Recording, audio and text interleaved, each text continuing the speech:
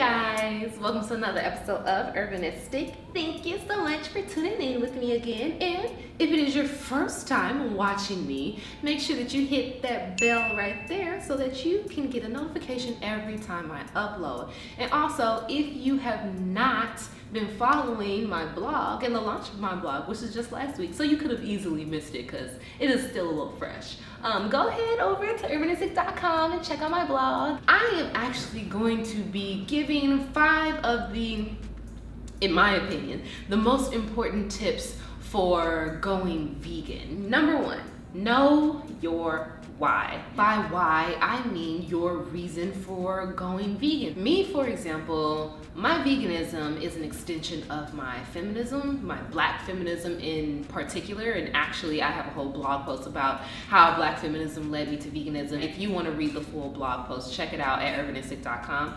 I will link it in the description box below. I think that every person has the fundamental right to exist without being dominated. You know, basically it's my efforts in trying to divest from, you know, systems of oppression. Number 2, change your idea of food.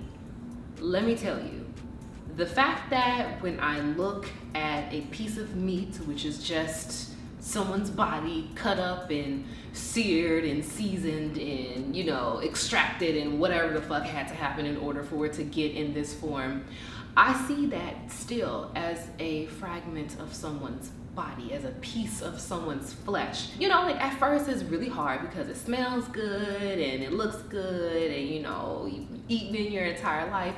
But once you just convince yourself, like, bro, that's not chicken, it's a dead chicken. It's not beef, it's a dead cow. It's a dead cow's ass, or I don't know where they pull the meat from.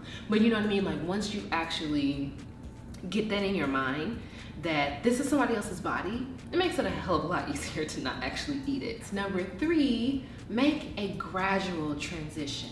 I basically started off eliminating pork, and then I cut out beef, and then I cut out chicken, but I cut out pork like 2 or 3 years before I was even thinking about becoming a pescatarian. Maybe even just try to decrease your meat consumption throughout the week. Just introduce more fruits and vegetables on your plate so that you have no choice but to crowd out that meat and to crowd out the products with dairy and to crowd out the eggs or something like that. Number 4, shop at farmers markets whenever possible. Don't walk up into Whole Foods thinking that you were gonna get 6 peppers and 3 heads of kale and 5 mangoes and 4 avocados and all of that, and you're still gonna have money in your savings. Unless you got it like that, okay? I mean, if you have it like that, do you, boo? It's a foreign concept to me, but I'm just saying. So many people think that veganism is expensive, and it just hurts my heart so much because it really,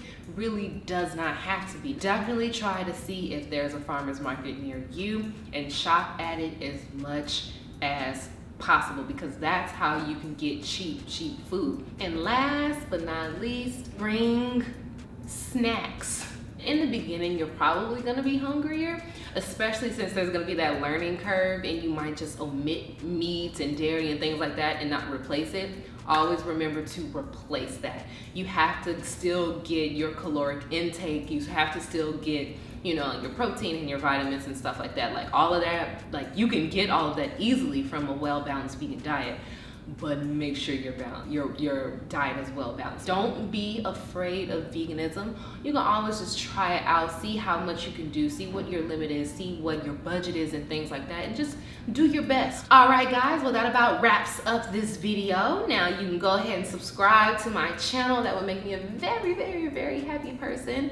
Check out urbanistic.com. Share it, like it, comment, do whatever you want to do. Thank you so much for watching, and I'll catch you in the next video. But most of the time when I'm getting ready to go, I'll just like fill my bag with some fruit. Like I'll do some oranges, I'll do some apples, definitely apples, because I normally buy like really big, fat, juicy apples because they'll keep me full for a decent amount of time. Like apples are a really good snack. If you get like the big jumbo apples, those are excellent snacks.